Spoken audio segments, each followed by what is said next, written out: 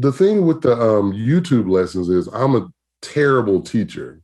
You think so? It's like kind of. That's surprising to hear. Welcome to episode number 25 of Innersleeve here on SoundMojo. I'm your host, Cassius Morris. As always, we're joined by the panelists themselves. Joe Pacheco, the mastermind behind the channel. Frank Pavan, again, the future owner of the Habs, although he might buy the Colorado Avalanche. We may take a look. And a very special guest, Derek Orsi, the mastermind behind Freak Shop, musician, singer, songwriter. Derek, welcome to the show. Guys, thanks so much for having me. It's an absolute pleasure to be here. It's awesome.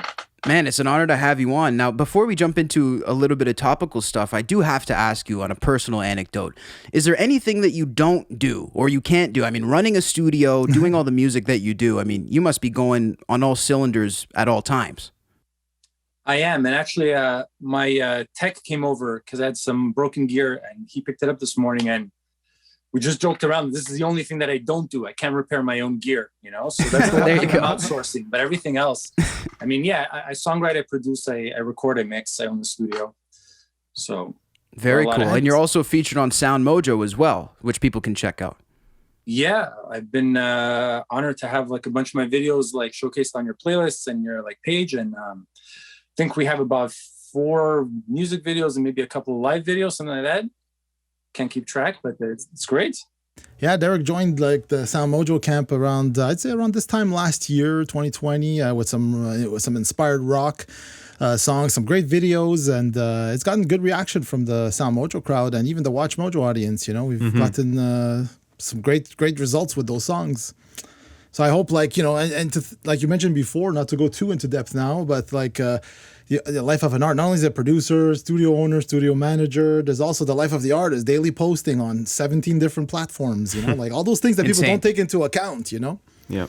And there's a lot of content you have to create. And if you're self-managed or like, you know, an indie artist or, you know, my thing is that I'm a solo artist, so I don't have the power of 4 or 5 within like an ensemble or a band or whatever, right? So it's just a bit more work on my end. I do collaborate with a lot of people. I mean, I collaborate with other musicians and mixers and mastering engineers, videographers, like artists, photographers, like everything. But I mean, the core band stuff is, for the moment right now, all me, so.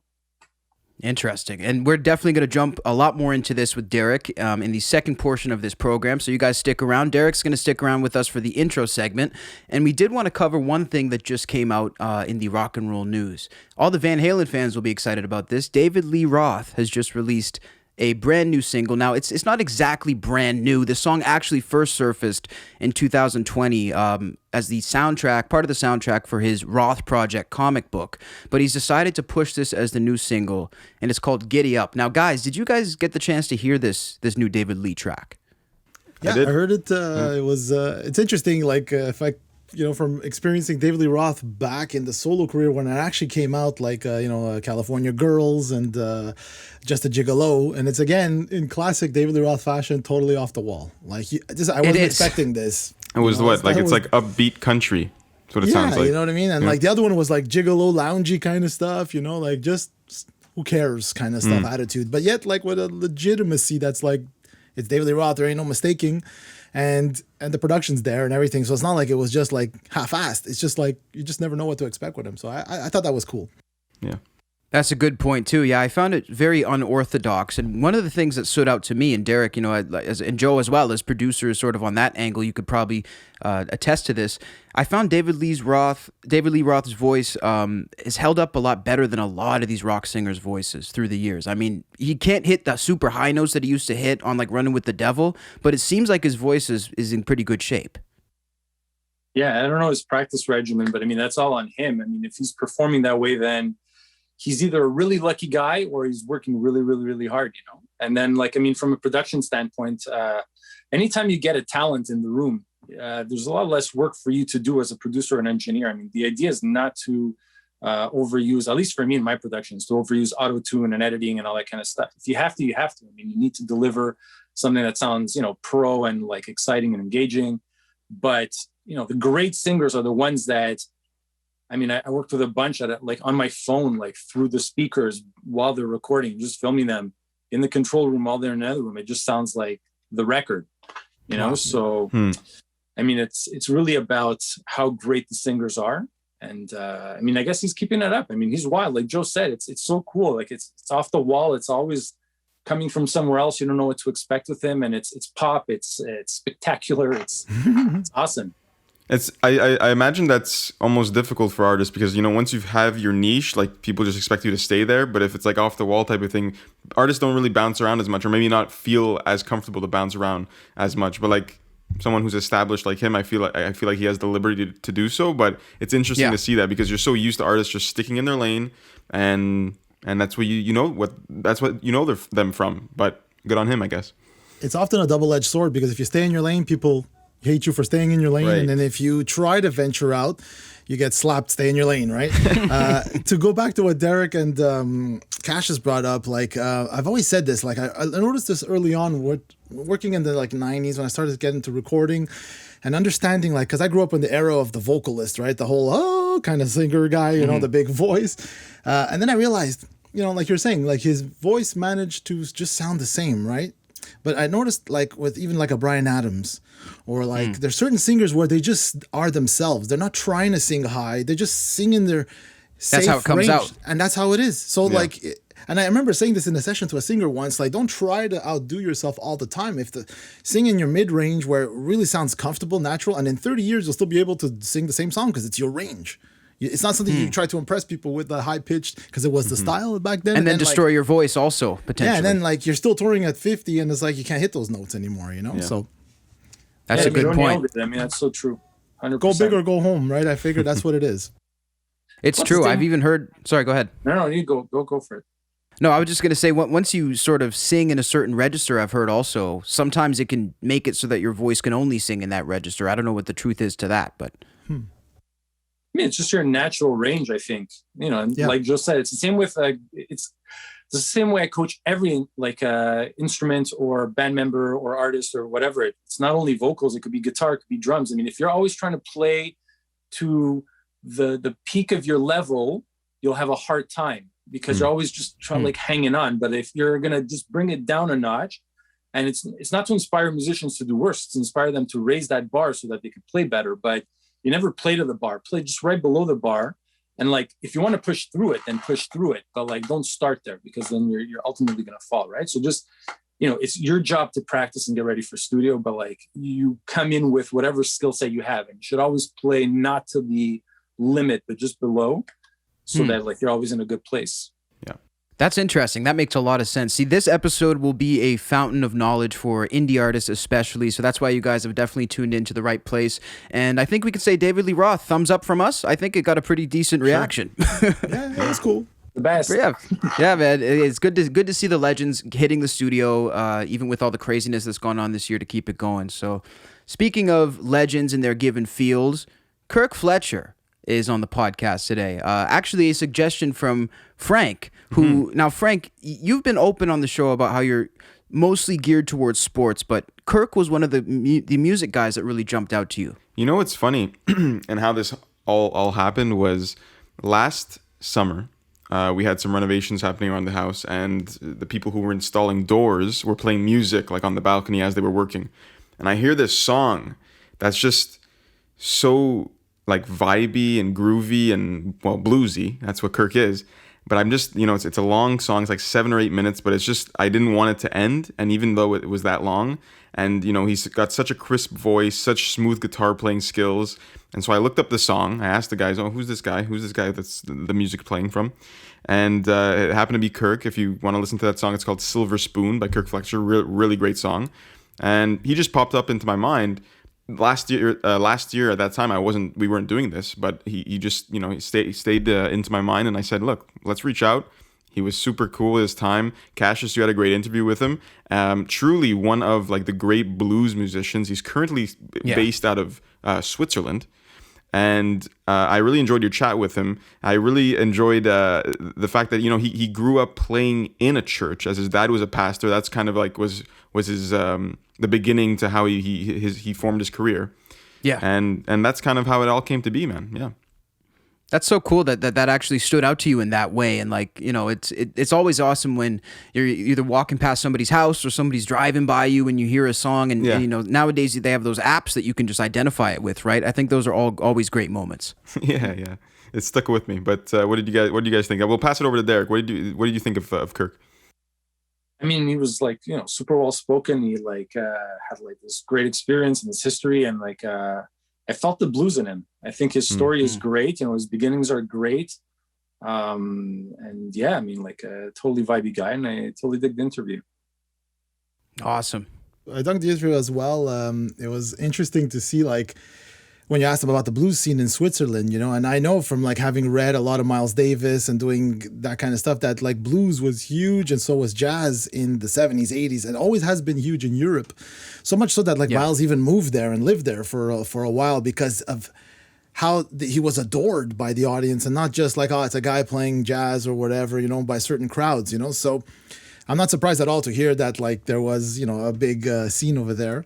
And then look at him, you know, he moved there as well. That's like interesting proof. to see. One note to make here is artists that we've had on the show and the genres that they play, how they've been received so well in Europe. You think of now Kirk, and you think of Chris Holmes in France. Absolutely. That's a good point too. I mean, yeah, beloved in France, beloved in all those places. I think that there's a real passion towards the music there, and I don't think it. I seem to, you know, that seems to be the general consensus, is that they're just so passionate about music, and it also seems to be less genre based. I feel like in certain European regions, they just appreciate music in general, and they will maybe even go see shows. Derek, I don't know if you've spent time there. I personally haven't been to Europe at all. I haven't toured there. I've vacationed there. Gotcha. But you know, like my partner Dave here at Freak Shop, his band The Damn Truth says the same thing. They toured Europe. They did a lot better. They were like a lot better received. It was, you know, very warm welcome group for a band that's never been there. I mean, a lot of the bands that I've worked with in the studio, I mean, I can name a bunch. All of them who have toured in the UK have said the same thing about the UK versus Canada and the US. You know, it's a lot harder to like break through to crowds and people in the US and Canada. Interesting. I could see that. Thing. Absolutely. I think it's just a culture thing. Like you guys said before, like, I mean, he talked about it, I think, in the interview where he says like on the weekends, they go out and drink and party, listen to music, right? So that's what Kirk Fletcher was saying in his interview, right? And yeah, it's part of the lifestyle. Don't do it as much. I mean, you were referencing the cold. Like, I mean, there's a bunch of stuff that might influence that, but that's a fact, absolutely. So without further ado, we'll let you guys get into this interview, and we will be right back with more on Derek Orsi, Montreal, and much, much more. No one wants to be alone. You build a house but not a home, and you got no place to go. Perfect. There you go. What's happening? Everything's coming through loud and clear now. All right. Fantastic. Good to meet you. Good to meet you as well. Good morning. I know it's quite early over in where you're at right now. Oh, it's cool. I wake up really early, you know. Definitely, man. Good. What's going on over in Switzerland right now? Oh, nothing too much. It's a little chilly, but it's all good. You know, the time's changing. It's starting to warm up a little bit. Might not last that long, but it's starting to. Hey, coming from Canada, I can, because this totally definitely an issue here. I think summer lasts about 2.5 weeks where I'm at, roughly. So it's just one of those things, man. No, it's all good though. What part of Canada are you in? I'm in Edmonton, Alberta, actually. Oh yeah, that's really the coldest of cold. I'm sure you've been here a number of times on tour. Yeah. Yeah, it's so cold. Wow. Seriously, man. Now, have you done a lot of dates in Canada? I bet you have. You know, I haven't done a lot, but I've done my fair share of them. In that area, there's a festival there, and there's also a club that you play for 7 nights straight. Right, you know, okay. And it was like in wintertime, it was so cold. So was know it the exactly Union Hall or the Starlight, perhaps? I think it was like Blues on White. Blues on White. That's still around. Yeah, really? It is, yeah. Well, one of the few that actually has the same names as it did before. Wow. Yeah. I should get a gig there again just for fun. That would be super summer, cool. though. Yeah, maybe in the summer would deal. Yeah. Man, you know, a place like that, you know, I've been thinking about the blues, obviously, with our interview coming up and doing research on it. You know, do you think that there's a healthy amount of new blues artists still coming out, or do you feel like it's sort of more guys like yourself and other specific people carrying that weight? Yeah, I think it's a little combination of both, actually. I do see more blues people than I've seen, because, I've done this for quite a while now. So, when I first started, it seems to be less younger guys than me. And now I guess that's the way it naturally goes, starting to see younger guys getting into it. And that's really exciting.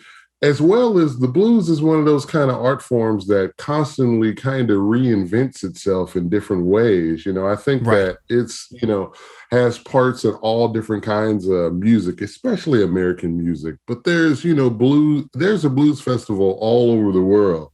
You know? For sure. mean, you can go to Tokyo, you can go to India, you can go to all these places, and it's a blues festival, and a lot of times American artists will come over, and, and there's blues bands from these places too. So for sure, local and sort of things coming in from other places. Yeah, it's crazy, I mean, it gets overlooked a lot of time in mainstream, but it's still, his presence is felt at so many different places, No question. Do you feel like that's one of the things, because at least in my opinion, I feel like the blues is quite different from other kinds of music. Do you think that that's maybe part of why, because it's so universal? Because it really is. Well, to me, my background is really coming from the church, and a lot of blues artists came from the church and all of this kind of thing. So I kind of see it in a different way. I see this natural progression going from like blues into like soul and funk and R&B and all of that stuff. So I feel like this really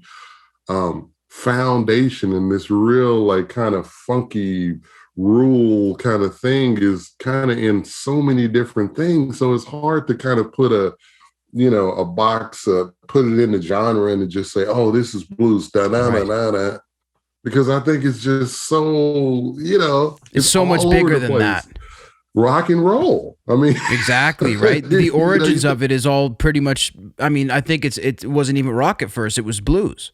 Yeah, I mean, and then you think like rock music, like from the 60s and stuff like that, that was literally blues songs. It wasn't like, oh yeah, they got a little piece of this or no, I mean, the Rolling Stones are named after a blues song. So that's so cool, And think about the first Zeppelin album. I mean, I think it was 2 original songs and the rest was all blues. Yeah.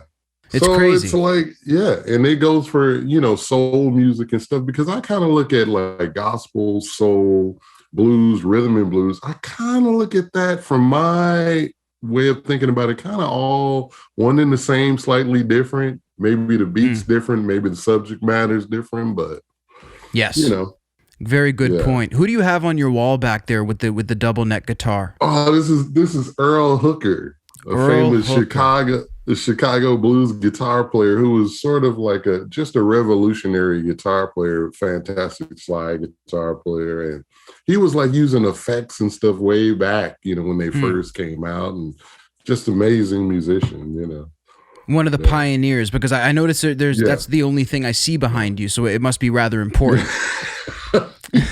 I mean, there may be other pictures, but we don't see those pictures, so it sort of stood out to me. Joni Mitchell up here too, but Joni Mitchell. So you mentioned that your origin sort of started in the church. Were you a church goer? Were you actually active in the church? Oh yeah, I mean, my father was a pastor of a church for my whole life, pretty much, and I grew up playing in church, just like so many other people, and it was really good to learn music that way, because I got to learn it in a way where it's just like join into this thing, and it's all good, and then, people would be hard on you sometimes, say, oh, you're playing terrible, and then you just keep going, They would? But yeah, I mean, it was, they were pretty critical at times, but still with love, and still they knew that I would never give it up. So maybe they could see that, so it was really cool. I'm glad they were hard on me, because it made me, kind of not just think I could get by because I was 8 years old, and kind of work on, Right, exactly. So did you feel like there was an element of the blues in the music you were playing? Because you mentioned that it's very Oh, definitely. I mean, the music in the church literally was, some of it was just the words were different. Wow. I mean, it's like even the like same progressions. And I mean, this is way before I ever even came into playing gospel music. I mean, like quartet music. You think about the old Dixie Hummingbirds and Mighty Clouds of Joy and Swan Silvertones. All this music is sort of like connected to doo-wop music, blues music. All of this is so, because it was like at that time it was very regional, so Right. I think the main thing was just expression and expressing yourself, and performing for people and all that, so I Absolutely. think that's really, the base of it, gospel or blues or jazz. Yeah, without a doubt. Very theatrical, very, communal as well. There's a lot of similarities there. So where did you grow up? Because I know you were born in America and you weren't born in Switzerland. No, I've only been here for 5 years, but I grew up in Los Angeles, California, lived there my whole life, pretty much. And my family's from Pine Bluff, Arkansas. So there were a lot of, Southern type roots and, just a Southern lifestyle in the big city, Right. But yeah, I mean, LA, I'm an LA guy. Cool. So before I ask you another question, I think it's logical to ask what led you to Switzerland? Fell in love, like did you go there on tour before? Yeah. Okay. Definitely. See, a lot of guys told me that's how they picked where to live, is that they went on tour and said, okay, I like it here, I'm going to settle. Well, I think I was at a time in my life when it just didn't seem like that big of a jump to come to Switzerland. Fell in love, and I was working a lot over here. So, and I still go to the States every few months, and yeah. What's the biggest difference, would you say, from LA to where you're at now? The immediacy, the immediate, like I'm from LA. I mean, you can get anything. Everything you want right away. Right away. Yeah. And I had to learn how to, like, other places aren't like that. You have to wait, you have to order, you have to go without, which is cool. Like stores aren't open on Sundays most of the time. So you have to prepare for that. There's places in America that the stores aren't open on Sunday, but I'm from California. So, that was, or, like deliveries or just going to the music store and being like, okay, I want this, I need this part, or whatever. Right. A lot of the time it's coming from America, maybe in certain cases. Yeah. So it's a little bit tough. Yeah. So, I mean, what about the music scene there? Is there a lot of blues music there? Well, that's an interesting question because in Europe, it's very much cherished. Like when you go out to a club to see a blues band or somebody traveling or something like that, it's like an event. Right. And you don't have as many, I think, blues jams in Switzerland and stuff. So it's a lot different and it's looked at in kind of a different way. But there is a big music scene all over Europe, really, I would say, because they just, the social side of everybody going out to clubs, going out to bars. I mean, that's like, sometimes in America, it's like people don't want to go out because they worked really hard and they just want to sit and watch Netflix, but here it's like the first thing they want to do pretty much is go out, especially on the weekends, and drink and have fun. So it seems like there's a lot more of that in these regions, and I maybe it's because of the scenery. I mean, we mentioned the cold here, especially. Maybe that has something to do with it. Yeah, you never know. Totally. You also mentioned how you found that there's more young people starting to get into blues guitar and sort of just rock in general. I'm curious, do you think that that's partially from the lockdown? Because I've found that a lot of people seem to be picking up instruments since the world sort of locked down. Well, that's funny how that works. I really do feel like that. And I have a bunch of friends, like guitar companies and different people that I know in the industry, and they say kind of the same thing. Right. And I mean, it seems that this generation, they're so young, it's like they don't even have all of these things. It's like they hear something, they go, oh, that's cool, I'm going to check it out. Like, So like a guy like me, an older guy like me, they'll see me on like Instagram or YouTube and be like, oh man, I never even heard of this guy. I never heard of that guy. And they'll just have this really innocent way of looking at it. Oh, Kirk said this. This is cool. I should check it out. I like it. And that's cool. You know? So I think that's really, really cool. You know, it's not like, well, I don't like this or I don't like that. If there's an interest there, it's not as hard to capture the person now. Yeah. And if they can see it, if they can see somebody like myself or Gary Clark or whoever, you know, I mean, playing, you know, Kingfish, another fantastic young guitar player, singer, you know, I mean, this guy is on Instagram. I mean, so it's right there so they can see, you know. And I know you do a lot of YouTube lessons too, which seems to be very... Well, the thing with the YouTube lessons is I'm a terrible teacher. You know, you think so? It's like... kind of. That's surprising to hear. Because I kind of do like this thing of like talking about things that I'm really passionate about.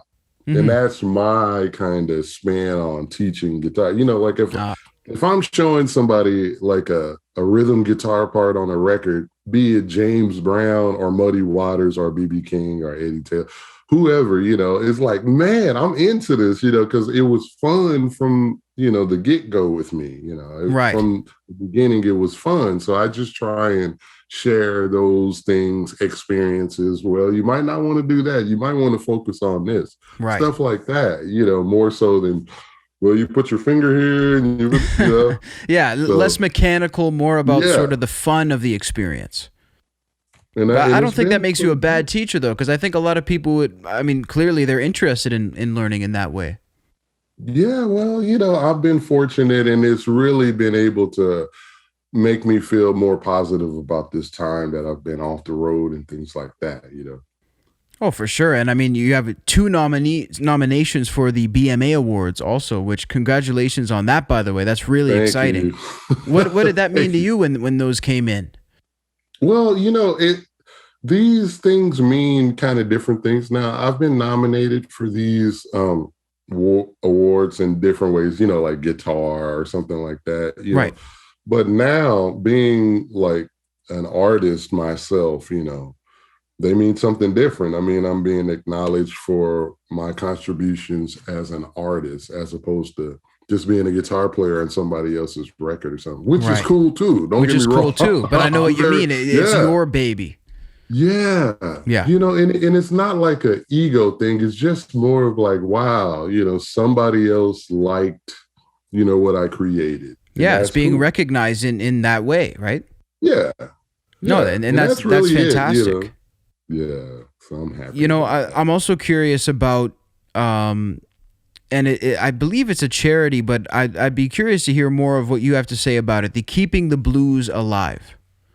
Oh yeah, you know, a buddy of mine, Joe Bonamassa, is sort of like does this Keeping the Blues Alive, and they raise money for different blues in schools and different things like that. You know, and I think that all of these different things to just heighten the awareness of blues music and letting people know. My main thing is letting people know that this is fun and it's not just some old guy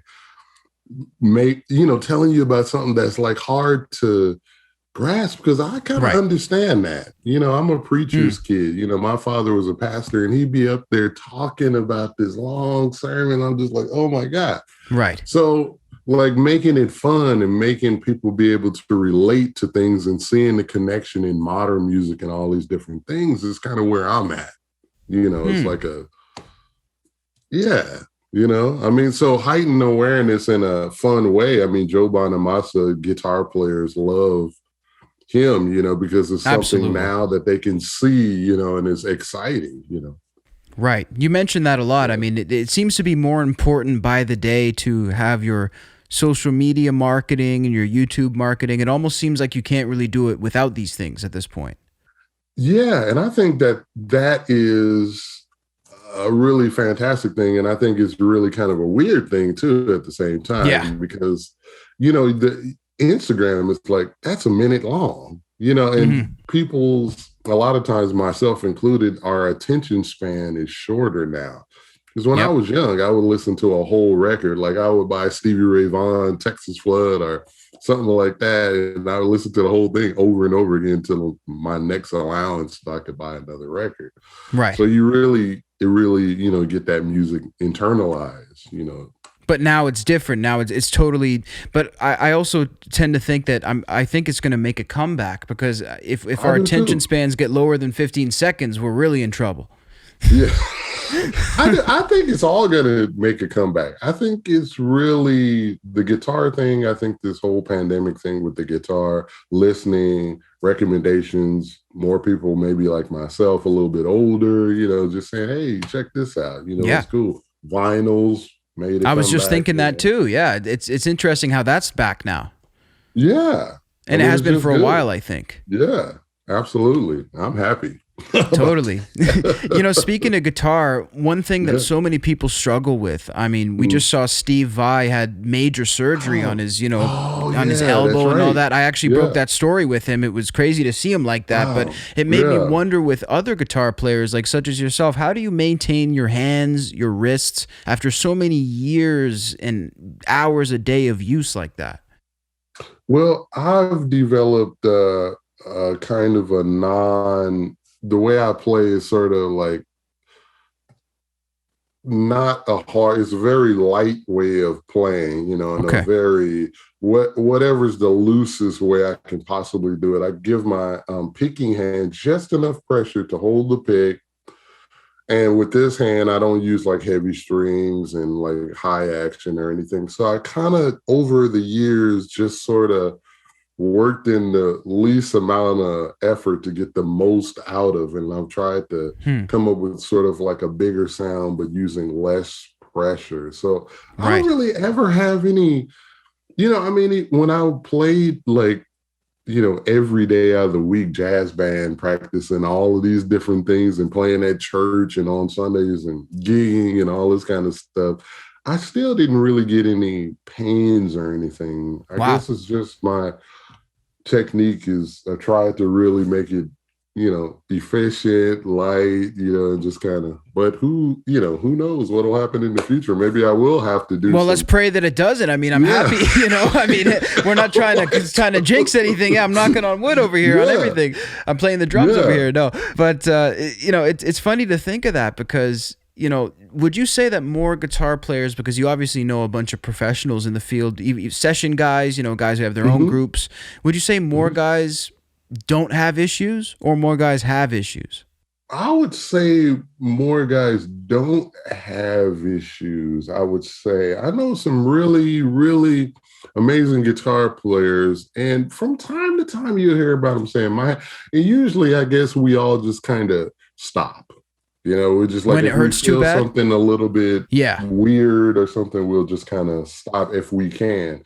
And, on the road, I have noticed at times different things, but I think that my diet played a part in it. I think not exercising, maybe not going for a walk, my circulation maybe played a part in the reason why I was having some issues or something, or tired or fatigued or something like that. Not enough sleep, or these different things. That makes sense too. I know that performing on stage, like, even if it's not an overly physical show, I mean, it appears to be incredibly exhausting. It is. Like, what the hell do you do to not only do that, but then get up and go to the airport? Yeah, I have no idea how you do that. It's crazy. You just do it. It's like I'll have to perform, like play like 2 or 3 songs, and I'll be sweating. I sweat pretty easy, but still, it's like this thing, and then you're concentrating. Everybody's looking at you. It seems like it's a high pressure kind of thing, all around. In a way. Yeah. I mean, because it really is something to have all eyes on you and they come to see you perform. I mean, it is sort of a thing, and I think that's where it really comes forward. Some people are really smooth and they don't have any problems like that, but I'm not one of those people. Right. No, I mean, I think, a lot of people, they seem to have a lot of issues with it. Another question for you, how many instruments do you actually play? Oh, you mean, not how many guitars do you have, how many instruments? Yeah. Just mainly guitar. I dabble at bass, but I mean, for 2 less strings. But yeah, I play a little bass and guitar, and that's pretty much it. How similar do you think that bass and guitar are? Is it really just a difference of strings and tuning, or is it more intricacies than that? Definitely more intricacies. Can't even talk. You're good. Yeah, because the foundation, this is the bass is carrying the foundation. It can't really, sometimes the guitar you can kind of get away with kind of sliding into what you're playing, but the bass is sort of like you pretty much got to be on it. You got to know the song. One note different on the bass can completely change the chord of the song. Right. So I would say that the bass is definitely different. They share the same notes and it's lower, but it's the same notes, but it kind of stops there. The approach is way different, in the lines and what you would play. Mm-hmm. It's just a whole different animal, It's a different animal. No, that makes a lot of sense. So when you first were introduced, I know that Al Blake had a lot to do with your musical evolution. Was he focusing on guitar, or was there any bass in the mix? Well, Al Blake came along quite a bit later. I mean, my development was really in church. Right, and, before that. Even playing like funk and all of this kind of stuff, top 40 and all of this stuff. And then, so I started playing in about 1985. I met Al Blake in about 97. So, it was like 12 years before I met him. But when I met him, he helped me hone in on my traditional blues thing more. I could play blues and I knew about blues artists and loved blues since day one, but he was the guy to tell me about more obscure guys and really kind of enlighten me on, the origins of stuff, and just kind of that connection between my family being from Arkansas and, hey, these guys, this is cool. There's a connection and teaching me all of this stuff, So yeah, he was really cool. He is really cool, Is he the first guy that you like? Because I know that music was always in your life, but was he the first guy that really understood those finer points of the music you were really into? Because I know the other stuff was more around the church stuff. Yeah. I mean, it was like I'd never really been around somebody that was so into one thing, one genre so much. Most of the guys that I knew, like my buddy would be listening to like Pearl Jam, Jimi Hendrix, the Beatles, and I really kind of grew up that way. I mean, I would be listening to Van Halen, Prince, NWA or something like that, whoever, So I would say as I got older, I wanted to kind of start going more towards blues and more traditional blues, So I kind of met him at that same time when I was already wanting to go that way. So it was just perfect, you were wanting to go back in time and he was sort of already there at that point. Yeah. That's interesting to really think about. Yeah, I mean, and then so he actually helped you get the opportunity for the Fabulous Thunderbirds. Is that correct? Well, yeah, in a roundabout way, absolutely. Right. Because he introduced me to the lead singer of the Fabulous Thunderbirds. And then I played with him in a solo band project first. And then I played with Charlie Musselwhite. And then the Fabulous Thunderbirds slot opened up for me to join that. So, yeah, in this whole roundabout way, Al Blake was responsible. That's crazy. What was the biggest difference while playing with the Thunderbirds than with other groups that you did? Well, it was a band, it already was a established band and they had some success, and things like that. So it's like when you join, you're actually like before that, it was like I was a side man. I would play with this person, play with that person, but I'm in a band. So I would say even though I was playing with different people, that was the first time I was in a legit organization. Right. Fair enough. As a full-fledged member. Exactly. With the exception of what you're doing with your own stuff, do you prefer that or do you prefer being a session guy? I like both, but now it's so much I'm into just developing myself even more as a musician, as a writer, as a singer, all of these different things, so I'm definitely all the way into that. And the expression And, you know, the music is so important in putting out that message, you know, of what you want to say and how you want to reflect on your life up until that point is so important to me now, you know, especially with everything going on and people can relate to what you're talking about. So it's just a whole thing, you know. No question. Have you found inspiration for your music through some of the stuff in the world? And is that potentially, can we expect some of that in your upcoming music too? Yeah, I mean, I'm not you know, I don't want to get too like political, you know, but I kind of want to have this universal thing of love or reflection, you know, like, I like that. Damn, I went through that and this was really hard. Maybe somebody else did, you know, so why not talk about it? You know, that's really, because I'm really from that kind of church religious background, you know, and maybe I might not be so religious myself right now, but, you know, to just help or to reflect or to talk about or to have something where somebody can, you know, just kind of get something that way from it has always been, ever since I was a kid, you know, my thing, you know, instead of just talking about my baby left and, you know, you know, that gave me the blues and all this kind of stuff, which is cool too. Which is cool too. A million records, you know, I got a million records that have that and love them, you know. Right. But you know, that makes a lot of sense. You're trying to do your own thing, you know, which is really refreshing because you're taking the classic recognizable elements that we love, but you're giving it a twist that we need, I think. Yeah, and then for me too, you know, like having these other influences like funk music and you know all of the soul and R&B and knowing about more modern music and things, but having, you know, trying to incorporate these things in a tasteful way, you know, and not just because I'm going to make a hip hop blues record. Right. No, but not copy and paste one from each.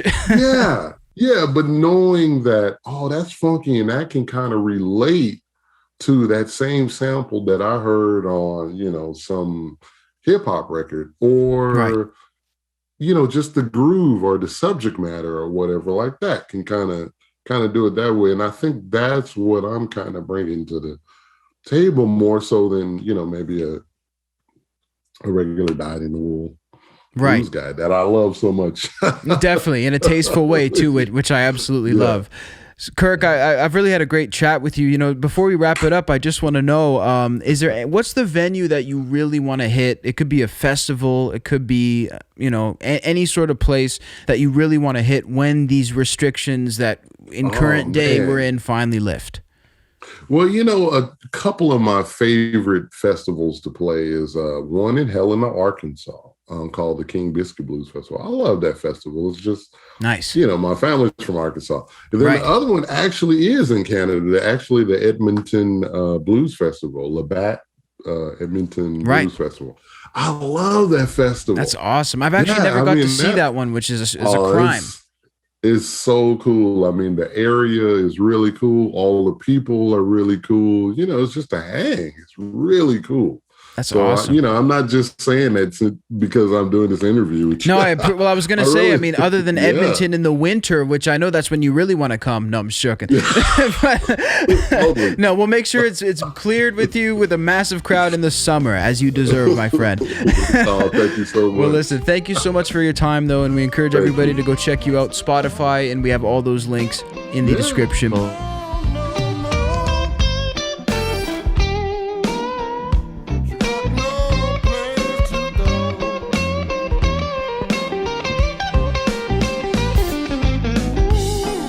Kirk is the man. You know, I'm really glad you reached out to him, Frank, and really glad I got to discover a new artist through an episode of this show. You're welcome, Cassius. Yes, thank you. I mean, who knew Frank would be putting me on all these new artists? Usually I am the one being educated by these two gentlemen, yet this time... Admittedly, being a guitar player and, you know, considering myself like I know the names of a lot of guitar players, for some reason, Kirk was under my radar, so it was a good discovery as well for myself. You know, one thing I found really interesting and funny is that, like, when you ask him about his YouTube lessons and he says he's just a bad teacher, right? He sucks as a teacher. That's how he felt. It's true. Yeah. I thought that was pretty interesting for a guy who did so many videos of that sort also. But I mean, I guess it just, you know, speaks on the passion that he has for it. I find like, I'm sure a lot of teachers will tell you this. Like I've given a couple lessons way back when I was young, and I find like you're learning even more. It's like a second time you're learning, if not even learn better when you're showing someone else something. So I'm sure like for him, it's like cathartic, right? It's just like I'm teaching you, but I'm also learning again. Learning by teaching. That's interesting. Yeah. Do you find strange. Sorry, I just want to butt in here real quick before we get onto Derek. But I find it real strange that he did say that, because if you guys have the time, go and watch his interview on the Guitarist YouTube channel. It's called Guitarist, and he was interviewed, and he just broke down like the guitar, literally the actual instrument itself in a really eloquent way. Like I would imagine he was the best teacher by listening to that. Nice, and he feels like he's weak at it. But I mean, honestly, I feel like a lot of people who are highly skilled, they may sort of downplay or sell themselves short in their head even, but it may not be true. Don't forget, like he came from the gospel, the blues, with was it Al Blake? Also, you mentioned like that whole episode? I believe so. Yeah. But what's funny is like because today, we have YouTube and all this stuff. So if a kid wants to learn samba, he can learn it like this in 5 minutes from the guy who invented samba. If you want, you know what I mean, like that kind of style. Whereas I remember growing up, Derek as well. There was no internet, no nothing. So it was a cassette, and I know how many radios and cassettes I busted trying to figure out Van Halen licks or Nuno Betancourt or whoever was the hottest guitar player at the time. So, so like someone like him, it's like he had to earn those riffs. He earned those licks. You know what I mean? It wasn't like, it was word of mouth almost. Now you can literally see zooms close up. Here's the proper technique. Here's the proper picking hand. But back then, you sort of like, you would hear this lick and that's as good as I got it, right? So it's like, sometimes you invent your own way of playing that lick instead of the actual proper way that the guy did it, But what's cool is it became your way of doing it, so it becomes your signature in a sense, Interesting. That makes a lot of sense. I felt like I just rambled on over there. Yeah, but I feel the same way, Joe. I mean, I grew up in the 90s as a teenager, so like... it was very much that. It was your community really influenced, and he talks about his community as well, but like your community really influenced your playing because there wasn't a lot of resources outside of your community. I mean, you had MTV and like music television, you had terrestrial radio, you had magazines, and then you had like what your friends were listening to. So if you're hanging out with the wrong crowd, but if you're surrounded by people that are also inspired and like working hard towards something in, the style you're doing it. But now, like, you could learn, okay, this week I'm going to learn samba. This week I'm going to learn, like, metal. This week I'm going to learn, not that it takes a week to learn any of that stuff. No, but this week I'm going to learn how to play blues guitar. But it does for me. I'm terrible. Yeah. But there is, like, a thing is like the YouTube Academy, where it's like, there are bad creators, or not creators, but like, the people that do whatever. But there are quality guys. Like, I mean, myself learning photography strictly on YouTube from watching and just binging YouTube tutorials. And I learned, I would learn probably, within a year of starting, I was like shooting weddings, not the greatest, but like I was already there. I understood the lenses, the sizes and stuff. So it's a lot faster today, a lot faster. He says it himself in the interview. It's a lot faster for kids to get 1 minute, you show your Instagram. There's no more needing to release music almost. Like your Instagram could be your release. That's it. It's a minute long song. It's a minute long lick, You may not even have to promote the music in other ways. You could simply just put it up in one way, and that could be the promotion. And it also, that's it. This is an interesting point because I've thought about this before, and I thought about the fact that like we have the gods who have pioneered genres like Eddie Van Halen in guitar, or the Eminems, or whoever of rap. And it's so crazy to think that they didn't have an internet roadmap to create a style. Like they literally had to create styles from scratch. And it's almost like, being that I've grown up in the internet generation, is given me more appreciation for those guys, because like they literally had nothing but their two hands in a room. Yeah, good point. Well said. Having said that, you also mentioned in the interview that like Led Zeppelin was pretty much 8 of the 10 songs or 6 out of the 8 songs were covers on the first album. Yeah. So I mean, no, there was that like whole passing on, and like the Americans revered what the Brits were doing, and the Brits revered what the Americans were doing, and it was like just constant like borrowing and learning and stuff. But it's definitely like, everything is built on the backs of the last person, right? It's always just adding on and adding on, So it's like no one today. I don't know. I can't think of anybody that would have been like, it can be 100% original at this point.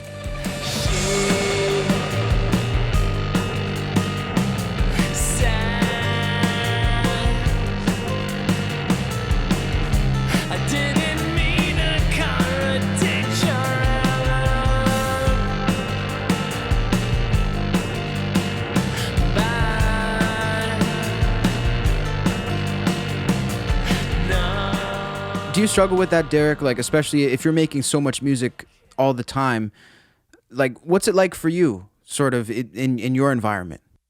I mean, as a songwriter, you know, like, and this goes back to something you guys were discussing earlier, like falling into like a genre or a typecast or whatever, where you're always doing blues, you're always doing rock, or you're always doing whatever, like, and you know, like the pros and cons of that. So like me as a songwriter, like you know, on this record that I'm releasing, Fallen Angels, like there's 12 songs and there's a lot of different styles. There's alternative rock, there's like electro, there's like some pop, there's some you know, a folk, there's orchestral like arrangements and stuff like that. There's like cinematic stuff. So I chose to do something very different, and you know, for better or worse, that's what it is, right? Because there's less focus on you, like, or less focus that you could put out as a marketer, or, you know, trying to attract a certain like audience, because your audience is widespread. So it's a wider scope.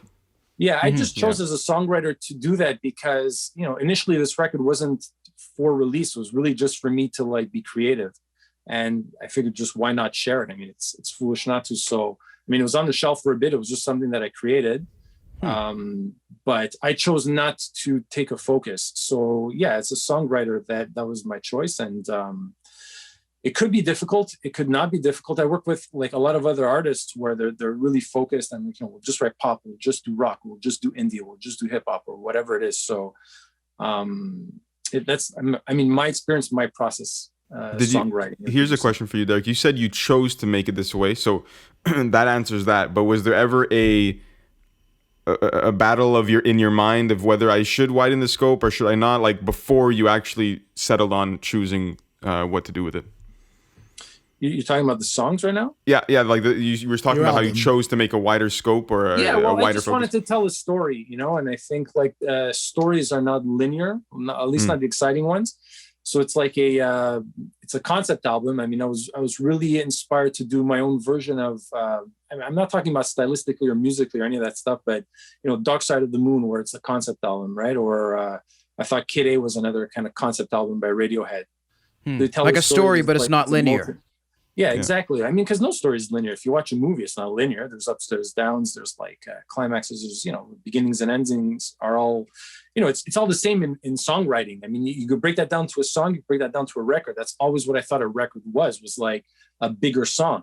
So some songs sound great, you know, 3 minutes of the same exact vibe. But, you know, most songs have different like feelings and movements over verses and choruses and bridges to like get you excited about being in that song. It's a story, much like a written story or a movie, right? So for me, I think just writing like a record that was like that naturally called for, okay, well, now I need this kind of a vibe. And if I need this kind of a vibe, then the song has to, you know, support the words. And if the words are a certain thing, I can't put a certain type of music to it because it doesn't support that.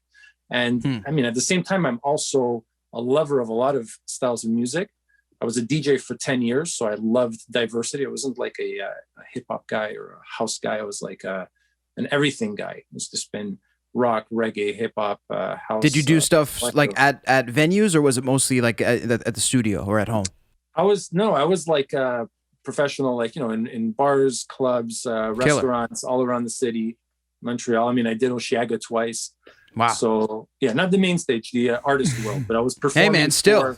Oh, it was amazing, cool, man. Like, I mean, Gary Clark's band was there once, and nice. I was like, I think I know what these guys love. I just want to see if I do, you know. And I was playing some old like John Lee Hooker and Ernest Ranglin, and you know, like a lot of like old rock and old Motown, and they were just like, they hired me to not make people party. They're just keep them like entertained. My partner and I, we couldn't help ourselves. We got fired after the second year because people were dancing on the tables, going bananas. And like, calm them down. Why not, man? If they want to dance, let them dance. Right? Anyways. So how do you do that? How do you make like a mix of the artists you're talking about and make it adaptable to a DJ set? I mean, whether you're doing a DJ set or you're producing a record or you're writing a record or you're doing anything, I mean, you're making a painting. I mean, you have to know your audience. You have to know what moves them. You have to know what excites them. You have to know a little bit about, and you know, you're assuming this through music, but like, you put out, as a DJ, you put out a song, you feel it, you see the reaction, like right away. It's just live reaction. That's what I used to love about it. You see, okay, they're reacting to this in this way, which means they kind of don't like this vibe. So if they don't like this vibe, let me not push this vibe on them more. Let me push another vibe, Then it's also timing, like everything else, like writing a song. When does that chorus hit? How does it hit? The timing, everything is about timing. So just time it right. You can't just push everything out there, like all the good stuff. You could start sometimes with the chorus right away and just give them the hook, bang. But like, you have to build a story and build up to something and like, get people engaged. So for me, like, it was a great lesson doing that all those years, because it was, like DJing and producing and songwriting. And I also chose to go a little less commercial with my songwriting because it was very commercial as a DJ. Now I don't do it anymore. So maybe I'll do, in fact, I have on new material that I'm writing, I've taken a more commercial approach. So interesting. Yeah.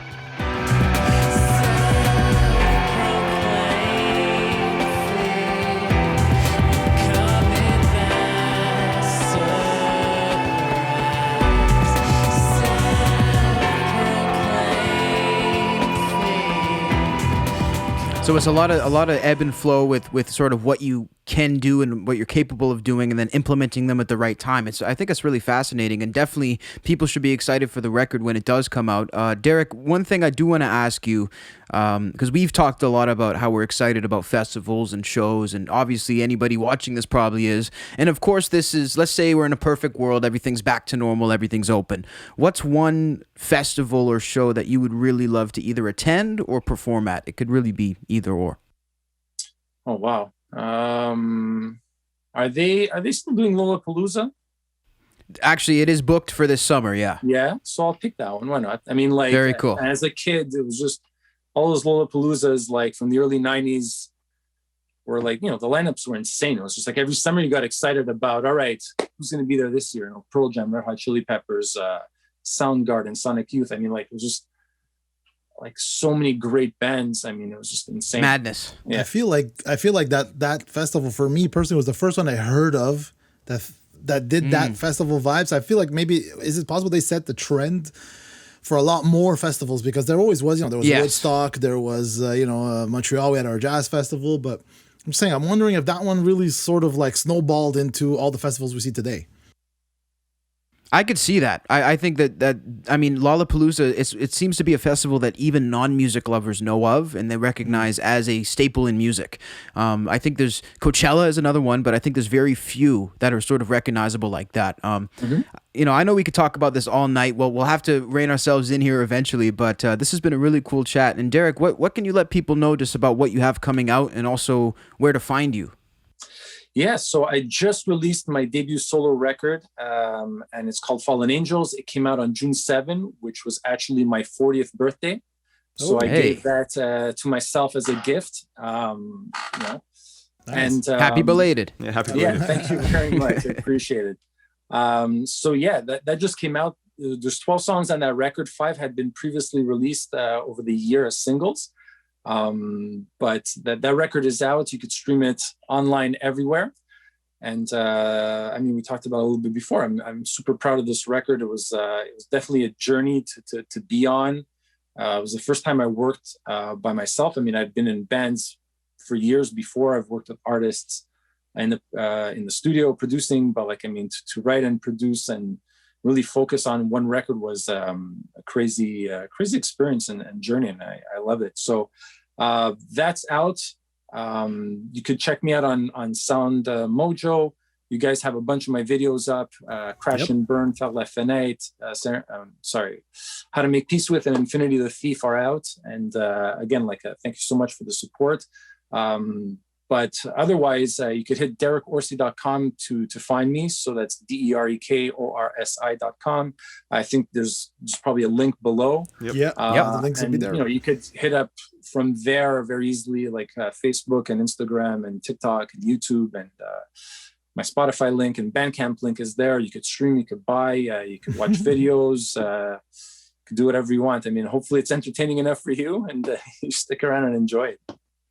Absolutely, man. And listen, we appreciate your time coming on the show again, and we appreciate you guys' time watching this episode of Innersleeve.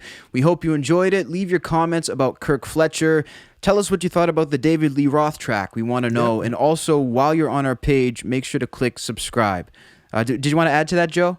No, I was just going to say also check out Derek, the videos, like we said before. Hit subscribe, and all that good stuff. We're on all the platforms, and we've got a lot of great content coming up for you guys. It's just crazy. Absolutely. And when you hit subscribe, please make sure to click that little notification bell right next to it. It'll keep you extra up to date with everything we do in real time. Also subscribe on our audio platforms. That's Apple Podcasts, Spotify. We're everywhere pretty much that you can find podcasts. So make sure you subscribe and stay tuned for more exciting episodes every single week here on SoundMojo. We'll catch you guys next time.